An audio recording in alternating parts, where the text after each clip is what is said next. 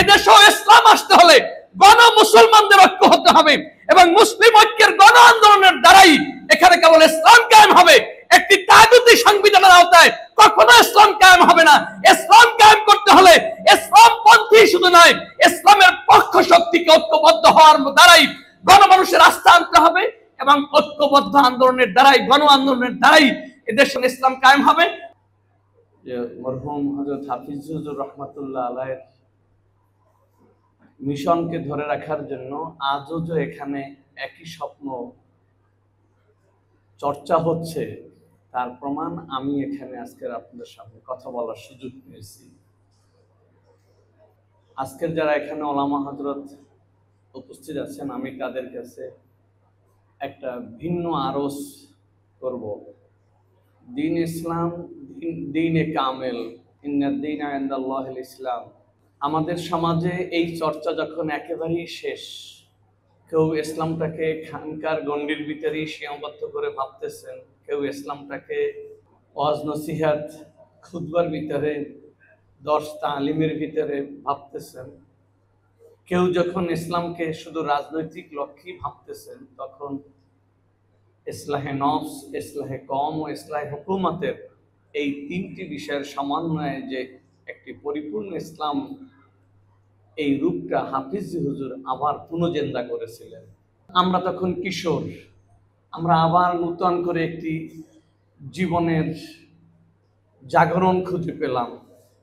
আমরা আলিয়া কি কৌমিয়া চিন্তা করিনি, তখন আমরা পাগলের মতো রাজপথে স্লোগান দিতাম, তার বটগাছ মার্কা কিভাবে বিজয়ী করা যায়। কিন্তু দুর্ভাগ্য আমাদের, হাফিজ হুজুর রহমাতুল্লাহ আলাইহি যেই প্রতিকূল অবস্থার মধ্যে যখন আমাদের ওলামা হযরত, আমাদের সমাজের মানুষেরা ইসলাম যে একটি সার্বিক বিষয় নিয়ে একটি পরিপূর্ণ জীবন ব্যবস্থা, এটা যখন তারা মুখে বলে, ওয়াজে বলে, বাস্তবতায় হারিয়ে ফেলল, সেই কঠিন সময় কোনো আলেমের সাহস ছিল না যে তারা আবার নূতন করে বলবে যে ইসলাহে নফসের ন্যায়, ইসলাহে কওমের ন্যায়, ইসলাহে হুকুমত আমাদের জরুরি। তখন তিনি শুধু একটা ঝুঁকি গ্রহণ করলেন না, তিনি জানতেন যে এই কথা বলার দ্বারা হাফিজ হুজুর অস্তিত্ব বিনাশ হতে পারে।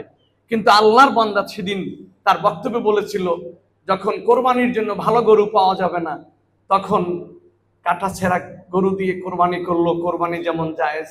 আপনারা যখন এই তিন কাজের জন্য কেউ আগাচ্ছেন না, তখন আমি বৃদ্ধ বয়সে সিদ্ধান্ত গ্রহণ করলাম যে আমি দ্বীনের জন্য কোরবান হয়ে গেলাম।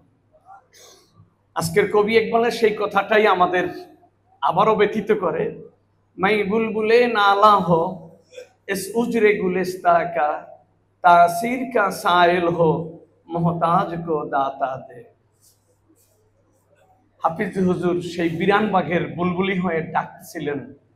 সেদিন হয়তো আমরা তার মূল্যায়নটা যথাযথ করতে পারিনি, কিন্তু আমার আজকের আশায় বুক ভরেছে যে এখন তার অনেক ভাবশিষ্য তৈরি হয়ে গেছে, যারা হাফিজ হুজুরের বিরান বাগানের সেই আওয়াজকে তাদের কানে শুনতে পাচ্ছে এবং নূতন করে আবার এদেশে যদি ইসলামকে সফল করতে হয়, তাহলে হাফিজ হুজুরের চিন্তা চেতনার ভিত্তিতে আগাতে হবে। যে জন্য চেষ্টা করে গেছেন হযরত মাওলানা আহমদুল্লাহ আশরাফ রহমাতুল্লাহ আলাইহি, যে জন্য চেষ্টা করে গেছেন সদ্য ওফাতপ্রাপ্ত আল্লামা আতাউল্লাহ হাফিজ হুজুর রহমাতুল্লাহ আলাইহি। আমি হাফিজ হুজুরের খুব নিকট থেকে ঘনিষ্ঠ না, কিন্তু আহমদুল্লাহ আশরাফ রহমাতুল্লাহ আলাইহির আমি অতি ঘনিষ্ঠ, নিকট থেকে ঘনিষ্ঠ হয়েছি।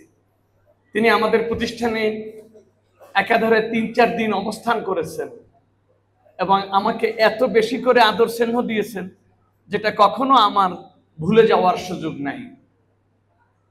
আমরা যখন আবার ইসলামী হুকুমতের জন্য, দ্বীন ইসলামকে পরিপূর্ণ রূপ দেওয়ার জন্য, যারা আমরা বিশেষ করে খানকাপন্থী আমরা যারা আছি, আমরা দলীয় রাজনীতি অনেক সময় করতে চাই না এবং এদেশের শতকরা ৯৫% মুসলমানই তারা মসজিদ কেন্দ্রিক ইসলাম খোঁজে।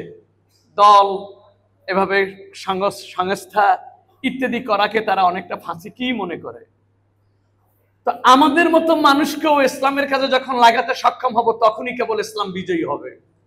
আর যদি আমরা মনে করি, আমি এজন্যই জামাত ইসলামের আমির, তাকেও আমি বলেছিলাম একইভাবে আমি চরমনায় পীর সাহেবকেও বলেছি এবং তারা আমার সাথে একমত হয়েছে, যারা খানকার ভিতরে বসে আছে, যারা দলীয় রাজনীতি করে না, তাদেরকে আপনারা কেন প্রতিপক্ষ মনে করেন? আপনাদের ভুল। বরং যারা দলীয় রাজনীতি করে তারা আপনাদের বিরুদ্ধে আর একটা মার্কা নিয়ে দাঁড়াবে, প্রতিপক্ষ হতে পারে আর একটা ইসলামী দল। কিন্তু যারা এই তাবলিগ জামাত করেন কিংবা খানকায় বসে আছে কিংবা মসজিদ কেন্দ্রিক জীবনটাকে চূড়ান্ত মনে করতেছে, এদেরকে আপনারা প্রতিপক্ষ না বানিয়ে ভোট ব্যাংক বানান। এদেরকে বুঝান যে আমাদেরও খানকায় পড়ে থাকা উচিত ছিল, কিন্তু খানকার কাজটা আপনারা করতেছেন, আপনাদের যে কাজটা রাজপথে ছিল ওটা আমরা করতেছি। তো আপনারা আমাদের জন্য দোয়া করেন, আর আমরা আপনাদের সেবায় নিয়োজিত আছি। তো আমি আপনাদের কাছে অনুরোধ করব, আজকের এই সভায় আমার যেন মনে হয় হাফিজ হুজুরের ইস্তেমদাদে রুহানি চলছে। এটা শুধু একটি বাহ্যিক অনুষ্ঠান নয়, এভাবে অনুষ্ঠান বাংলাদেশের হাজারো বিশেষ ব্যক্তিদের জীবনী নিয়ে হয়। কিন্তু আমার যেন মনে হয় এই অনুষ্ঠানটা সে অনুষ্ঠান নয়, এখানে আউলিয়ায়ে কেরামের ইস্তেমদাদে রুহানি যে আমরা আহলুস সুন্নাহ ওয়াল জামাত বিশ্বাস করি, সেইটাই এখানে চলছে।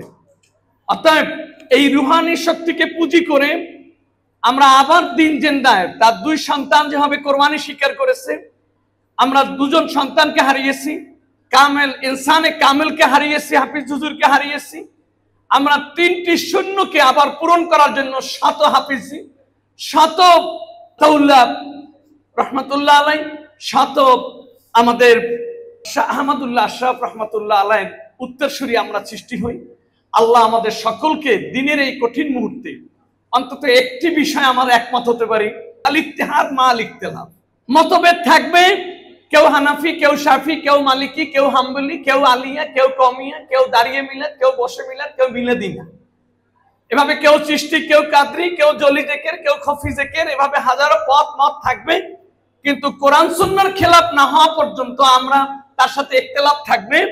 কিন্তু ইসলামের সাথে ইসলামী হুকুমতের জন্য আনাকিমুদ্দিন ওয়ালা তাতাফাররাকু ফিহি, এই আয়াতের মিসদাকে আমরা অন্তত একটা সিদ্ধান্তে বুঝতে পারি যে আমরা ইসলাম প্রতিষ্ঠার জন্য যারাই ইসলামের পক্ষ শক্তি, সমস্ত পক্ষ শক্তির ঐক্যবদ্ধ প্রচেষ্টা ছাড়া আল্লাহ যেখানে বলতেছে সমস্তদের ঐক্যবদ্ধ হতে হবে জামিয়া, আমরা কেন একটা দল বিশেষের দ্বারা ইসলামকে প্রতিষ্ঠা করার এই ব্যর্থ চিন্তা করতেছি?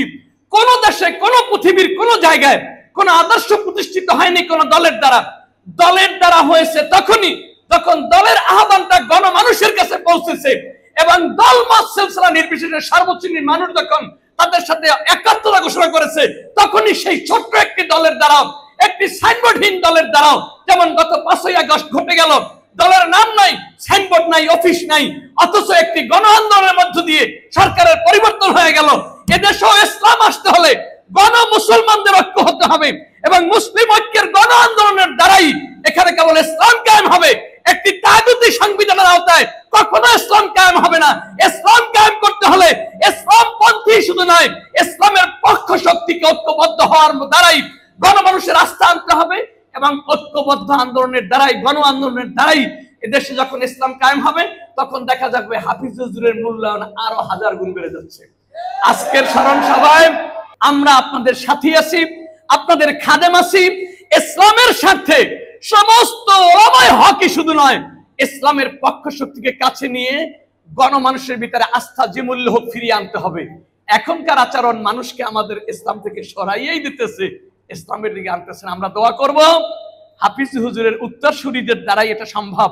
হযরত আতাউল্লাহ হাফিজ হুজুরের কাছে মাত্র আধা ঘন্টা সময় ছিলাম, কিন্তু এমন এক আকর্ষণ শক্তি, ওই আধা ঘন্টার ভিতরে তিনি আমার কলিজাকে এমন ভাবে ছিনিয়ে নিলেন। তার ইন্তেকালের পর আমাকে ইসালে সাহেব মাহফিল করতে হয়েছে, আজকের দাওয়াত পাওয়ার পর আমাকে চলে আসতে হয়েছে। আল্লাহ পাক এমন শক্তি আমাদের সকলকে, রুহানি শক্তি এবং আউলিয়ায়ে কেরামের এই চরিত্র আমাদেরকে অর্জন করে গণমানুষের খেদমতে ইসলামকে বিজয় করার তৌফিক আমাদেরকে নসিব করুন। আখিরু দাওয়ানা আলহামদুলিল্লাহি রাব্বিল আলামিন। আপনারা দেখছেন এটিআর টেলিভিশন, সত্য প্রবর্তনে ঐক্য।